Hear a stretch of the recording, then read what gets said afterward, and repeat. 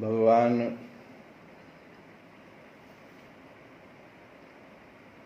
जब अपने सभी गायों को और अपने सखाओं को मूर्छित देखे तो चित्कार कर उठे, या गावह खलु देवता रज सदाम समाकमोच्चैस्तराम। ओ हे गायें, नहीं, निश्चित रूप से हम ब्रजवासियों के सर्वाधिक आदरणीय देवता, ये गाय नहीं, हमारे आदरणीय देवता ब्रजवासियों के सर्वाधिक आदरणीय देवता है। और ये हमसे नित्य प्राण तुल्य, और ये जो दूसरे हैं ये बालक सब जो है, ये प्राण तुल्य बालक, आह कैसी विपन्न दशा में ये सामने पड़े हैं, विपन्ना पुर। मैं क्या उत्तर दूंगा अपने दाऊ भैया को, मैया से, बाबा से क्या कहूंगा।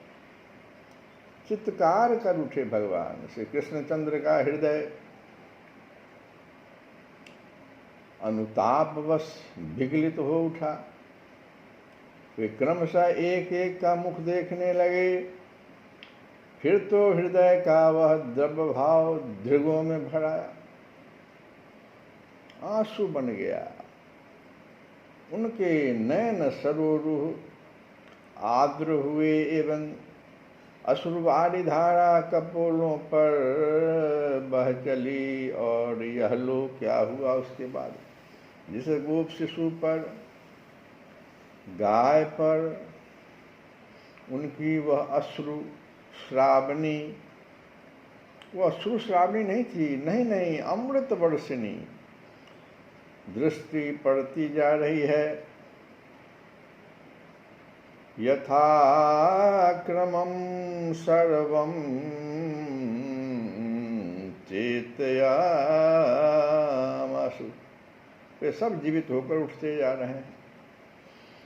जहाँ जहाँ जिस जिस पर, गाय पर हो या शिशु पर, जिस गोप शिशु पर या गाय पर, उनकी वो अश्रु श्रावणी अमृत वर्षनी दृष्टि पड़ती जा रही है। वे सब जीवित होकर उठते जा रहे हैं। इसमें आश्चर्य ही क्या है, कोई आश्चर्य की बात तो हुई नहीं। अनंत ऐश्वर्य निकेतन श्री कृष्णचंद्र भले कितने ही मुग्ध वेश में अपने समस्त ऐश्वर्य को बाल्यावेश के अतल तल में डुबाकर अपने स्वरूप भूत लीला रस का पान क्यों न करें, किंतु समय पर ऐश्वर्य शक्ति जाग उठेगी ही। श्री शेष शिव आदि योगेश्वरों के भी ईश्वर ब्रजराज नंदन का वह अप्रतिम ऐश्वर्य ठीक अवसर पर क्रियाशील हो ही जाएगा। बाल्य लीला बिहारी की तो आंखें झड़ रही थी। बालकों को उस अवस्था में देख देख कर अनुताप विह्वल हुए वे क्रंदन कर रहे थे, किंतु उसी अश्रुपथ से उनका स्वरूप भूत ऐश्वर्य भी तो निश्चित हो रहा था। फिर वे अनन्य गति एकमात्र श्री कृष्णचंद्र पर ही निर्भर करने वाली गायें, सर्वथा उन पर ही आश्रित हुए गोप शिशु क्यों न पुनर्जीवन लाभ करे। उन्होंने किया ही। श्री कृष्णचंद्र ने उन्हें नवजीवन प्रदान किया। श्रीमद्भागवत में आया है कि वीक्षय तान वै तथा भूतान कृष्णो योगेश्वरेश्वरः। वीक्ष्य, देखने से ही, आंखें मिलने भर की देर थी। इक्षयामृतवर्षिण्या स्वनाथान समजीवयत्। बस आंख मिलने भर देर थी और श्री कृष्ण ने लपक कर प्रत्येक को ही सर्वथा एक समय में ही एक साथ पृथक पृथक अपने भुजपाश में बांध लिया। प्राकृत बुद्धि में आसक्ति नहीं कि उसका समाधान कर दे, पर वास्तव में यह आलिंगन संगठित हुआ इस रूप में ही। शिशु एवं श्री कृष्णचंद्र का यह मिलन भी देखने ही योग्य है। उन बालकों की दृष्टि वाष्पधारा से अवरुद्ध हो गई, शरीर निश्चेष्ट हो गया, अंतश्चेतना लुप्त हो गई। इस प्रकार मिलने के सभी साधन जब बारंबार व्यर्थ होते गए, यहाँ तक कि उन्हें इस बात का भी भान नहीं रहा कि यह सुख की अवस्था है या दुख की। उस समय बड़ी देर तक तो कोई किसी को किंचन मात्र भी छोड़ने में समर्थ ही न हुआ, और वे जब प्रकृतस्थ हुए तब गायों की दशा भी निराली ही बन गई। गावो हुंकृति, वे गायें उच्च स्वर से हुंकार करती हुई, गावो हुंकृति घोषणा वलयिता, हुंकार करती हुई गाय श्री कृष्णचंद्र को घेर कर खड़ी हो गई। उत्कंठा युक्त होकर उन्हें बड़ी देर तक चाटती रही। नील सुंदर उन्हें गलवा ही देकर खड़े थे, इससे उनकी ग्रीवा अत्यंत सुशोभित हो रही थी। उनके पालक शिशुओं ने आकर अत्यधिक प्रयास कर उन्हें श्री कृष्ण के बाहुपाश से मुक्त किया। वे उन्हें वहां से हटाने लगे, किंतु गौएं तो उनके मुखचंद्र से अपने अतृप्त नेत्रों को हटा न सकी। बड़ी देर तक ज्यों की त्यों खड़ी रही। उस अनुपम सुधाकर की सुधा का पान करके भी वे तृप्त न हो सकी। अब उन बालकों के नेत्रों में आश्चर्य तो अब भी भरा है। अतिशय विस्मित हुए वे सब परस्पर एक दूसरे को देख रहे हैं।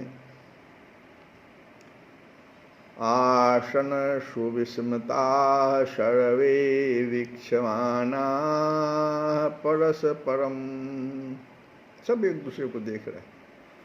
सर्वे वीक्षमाना परस्परम, अवश्य ही उस सरल गति बालकों को यह अनुमान होते देर न लगी कि वे पुनर्जीवित कैसे हो गए। विष की ज्वाला से उनके प्राण समाप्त हो ही चुके थे। उन्हें मृत्यु के इस पार तो पुनः लौटा लाए हैं उनके कन्हैया भैया ही। सखन इन्हें सखन है मन आनी, मरे जिए यही काल हम, कृष्ण अनुग्रह जानी, मन हर से अति प्रेम भरा। फिर तो कन्हैया भैया की जय जय जय हो जय हो जय हो। आपुस में से सो मिली कहो, आपुस में से सो मिली कहो, धन्य धन्य नंद कुमार, धन्य धन्य नंद कुमार। नील कन्हैया भैया की जय हो जय हो जय हो। और नील सुंदर के अधरों पर मंद मुस्कान है, किंतु उनकी दृष्टि केंद्रित है कालिए हृदय की ओर। वे सोच रहे हैं कुछ और ही। कालिए हृदय में विहार करने का मनोरथ निर्मित हो रहा है, तथा शिशु व्यस्त है अपने कोटि प्राण प्रतिम कन्नू भैया के प्रति अपने स्नेहपूरित अंतस्थल का आभार व्यक्त करने में। प्राण बिनु हम सब भय ते, तुम ही दियो जीवाई, सूर्य के प्रभु तुम जहाँ तहाँ हम ही लेत बचाई। और ये कथा तो हम लोग सुन ही रहे हैं। आज का समय भी बहुत ही सुंदर है। भाद्रपद शुक्ल पक्ष की अष्टमी तिथि आज है।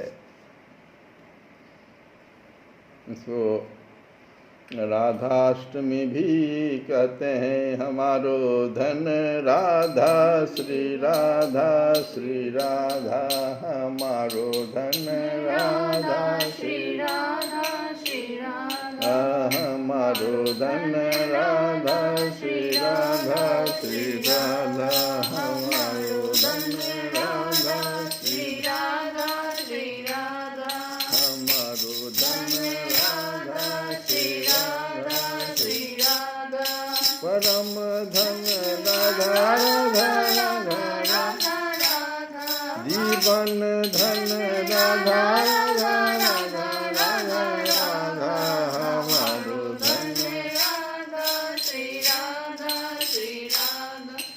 परम धन राधा श्री राधा श्री राधा परम धन राधा श्री राधा श्री राधा। तो इस प्रकार से आज राधाष्टमी है और ये कथा जो है भाद्रपद शुक्ल पक्ष अष्टमी की है। भगवान भाद्रपद कृष्ण पक्ष अष्टमी के दिन है और राधा जी भाद्रपद शुक्ल पक्ष अष्टमी।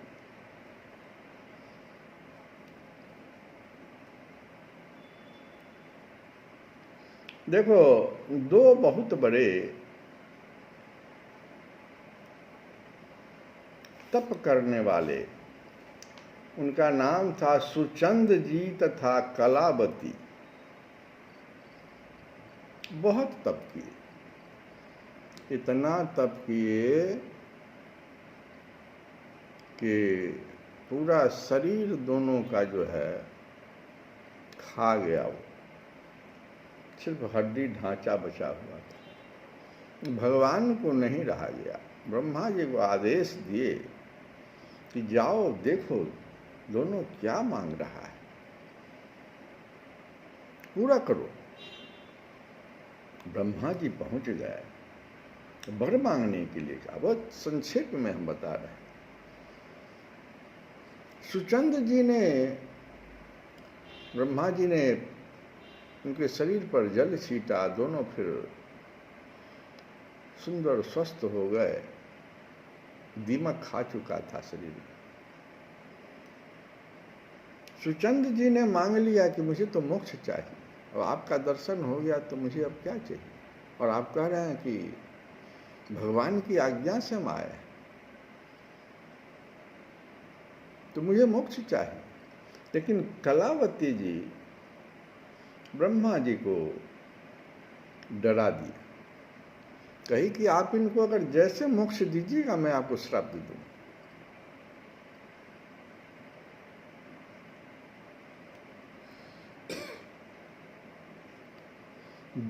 मोक्ष हमें नहीं चाहिए, मुझे संतान चाहिए, एक सुंदर कन्या चाहिए। कलावती क्या बोली कि मुझे एक सुंदर कन्या चाहिए। पति मोक्ष मांगे हैं लेकिन मैं आपको श्राप दे दूंगा। ब्रह्मा जी डर गए और ब्रह्मा जी ने कहा कि देखो कलावती, जो तुम कहोगे वो होगा। तुम्हारे श्राप से बहुत हम डरते हैं।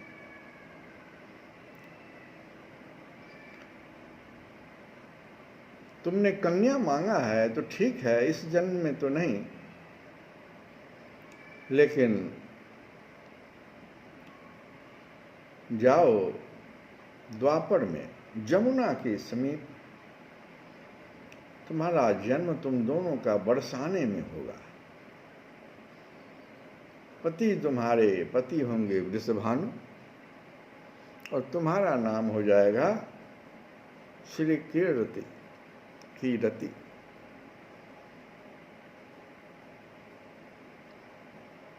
दोनों को याद रहेगा, कुछ भूलोगे नहीं। और समय आ गया और ब्रह्मा जी कहे कि जाओ तुम्हें कन्या प्राप्त होगा जिसका नाम पूरे विश्व में लिया जाएगा। बता भी नाम दिए, राधा। ब्रह्मा जी अंतर ध्यान हो। सुचंद जी वृषभानु बने, कलावती श्री कीर्ति बनी। कलावती वृषभानु जी तो बरसाने में आए, नंद राय जी के बड़े भारी मित्र, और ये कलावती जो है कन्नौज देश में जो राजा थे उनकी पुत्री के रूप में कीर्ति उनका नाम हुआ। और नंदराय जी वृषभानु जी तथा कीर्ति का विवाह कराए।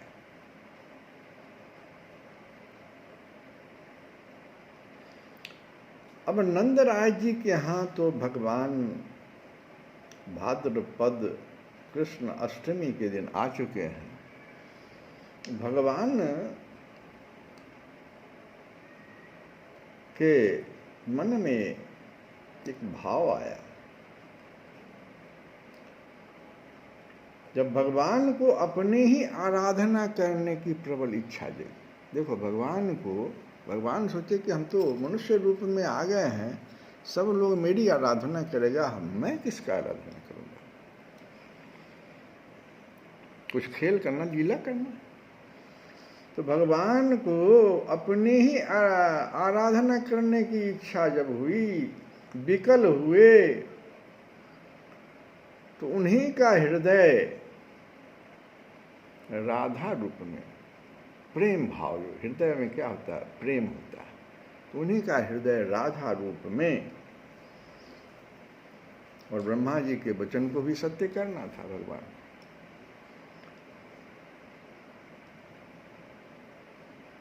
तो श्री कीर्ति जी के यहाँ आने की बात हो गई। भाद्रपद शुक्ल अष्टमी का दिन आया। प्रत्येक दिन का एक, वृषभानु जी का एक,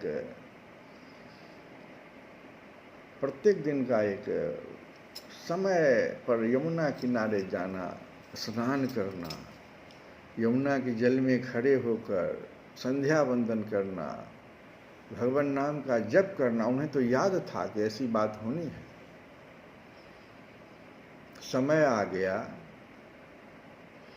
और इधर देखो, कीर्ति जी को चारों तरफ से जितने वृद्धा गोपी जो हैं सब घेरे हुए हैं कि इनको तो आज संतान होने का समय आ गया है। सब घेरे हुए हैं और ये चले गए यमुना किनारे फिर स्नान करने। तो देखते क्या हैं, वृषभानु जी, सुबह का समय था, भाद्रपद शुक्ल अष्टमी प्रभाता। भाद्रपद शुक्ल अष्टमी प्रभाता, सुबह का समय। लख्यो प्रवाह, देखा उन्होंने प्रवाह, जमुना जी में देखा। लख्यो प्रवाह जात जल जाता, एक अद्भुत जल में कमल जो है दिखाई पड़ा वृषभानु जी को यमुना स्नान करते समय। कमल को गोद में उठा लिया।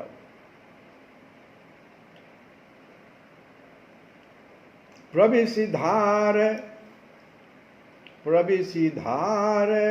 गही कंज प्रसूना, कंज कहते हैं कमल को। प्रविसिधार गही कंज प्रसूना, लौटे भानु मोदही दूना। घर लौटे कमल को लेकर। अद्भुत कमल था, तेज था उसमें। लौटे भानु मोदही दूना, प्रिया जी से मिले, प्रियाजू से मिले जाके। महल में गए, महल में तो सब घेरे हुए था।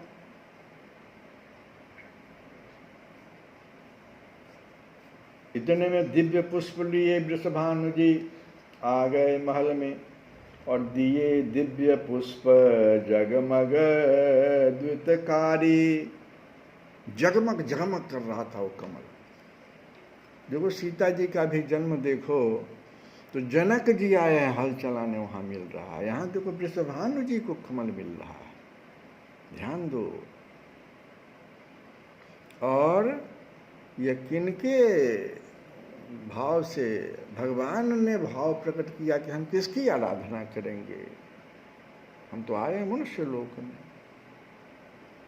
हम प्रेम किससे करेंगे? आराधना किसको करेंगे? भगवान का हृदय राधा बन गया। ध्यान दो। तो दिव्य पुष्प जगमग द्वितकारी, मोहे अद्भुत छटा निहारी। आके दिया उन्होंने कंज प्रसून गहे कर माही। जैसे दिया चले हरसि गृह कीरत पाही। आनि धरो सन्मानि कर तीरथ जी की गोद। जैसे कमल को गोद में लिया तीरथ जी। आनि धरो सन्मानि कर, खूब श्रद्धा के साथ उस कमल को जैसे कीरत जी के गोद में दिया, त्यों ही कमल गोद में। अब उनको अनुभव हुआ कि मुझे संतान हो गया। सब तो चालों से घिरे हुए हैं। देखा श्री लाडली जी प्रकट हो गए हैं। बोलो लाडली जी जय।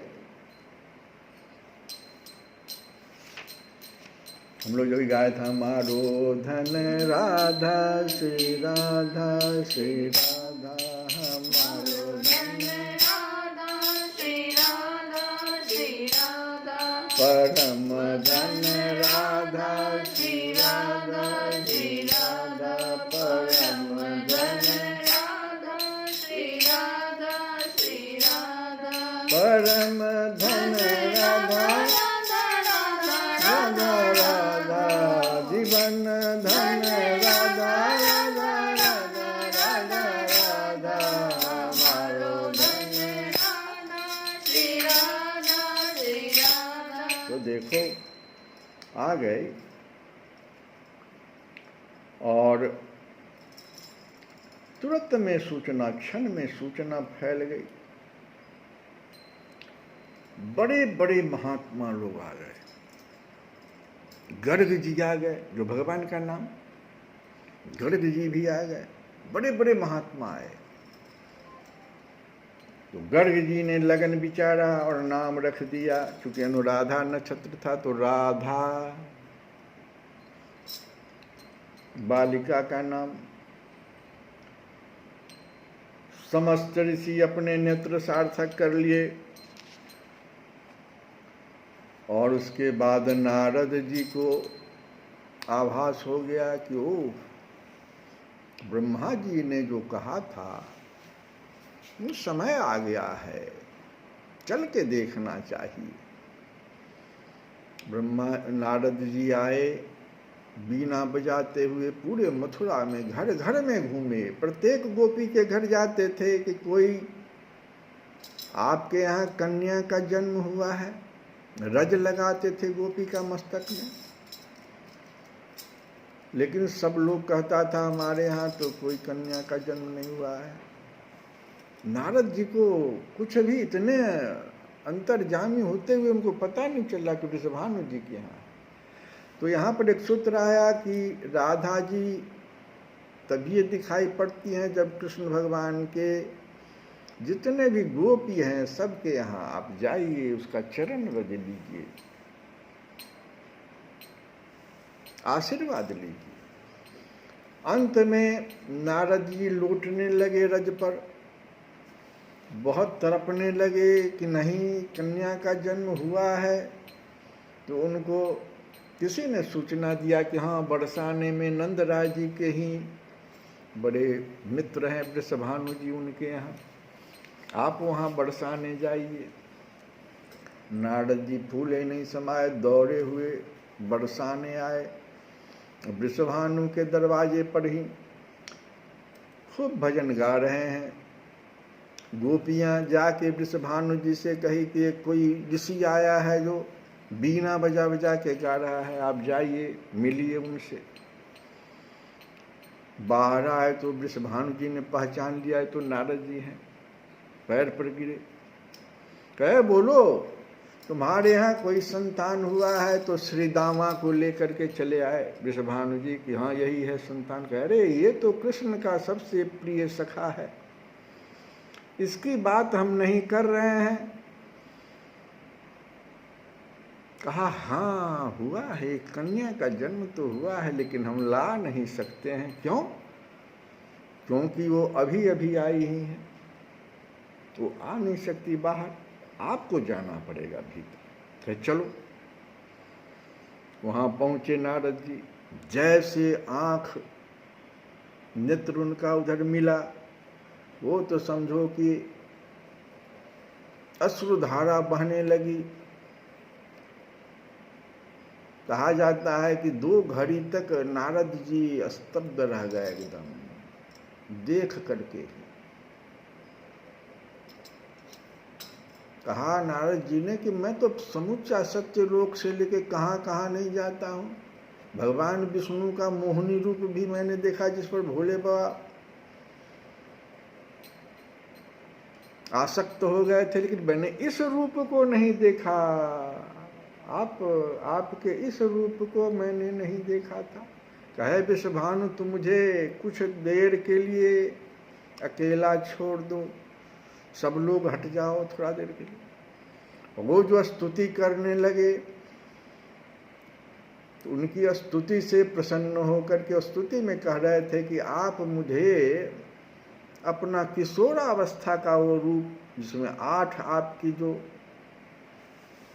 8 जो उनकी ललिता वगैरह विशाखा ये सब जो हैं सखियां, उन सबों के साथ मेरा वो रूप दिखाई जिसमें श्री कृष्ण आपसे हमेशा जिस पर सम्मोहित रहते हैं। और वैसा ही हुआ, उस 8 सखियों के साथ राधा जी उस रूप में दिखाई दे। जल्दी से देख लो नारद। अब ये सखियों ने कहा ये तुरंत अंतर ध्यान हो जाएंगी, और वैसा ही हुआ। तो ये तो हमारी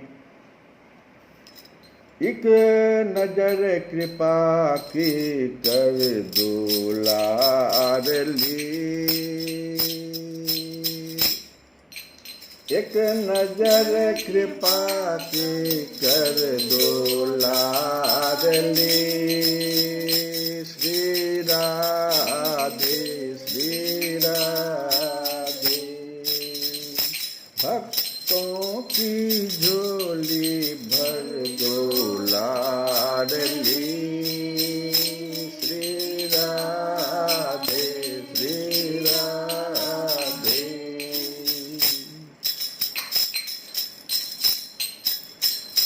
जो तुम मेरे अवगुण देखो,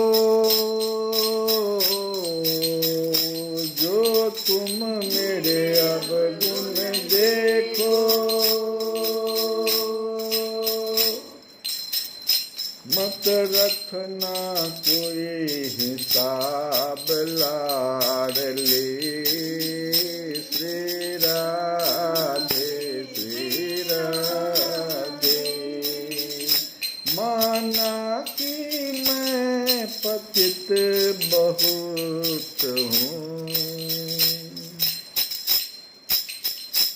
मेरो पतित पावन है नाथ लाडली। श्री राधे श्री राधे। एक नजर कृपा के कर दो लाडली। श्री राधे श्री राधे। हमारो धन राधा श्री राधा श्री राधा, हमारो धन राधा श्री राधा, परम धन राधा श्री राधा श्री राधा, जीवन धन राधा श्री राधा श्री राधा। श्री कृष्ण गोविंद हरे मुरारे, हे नाथ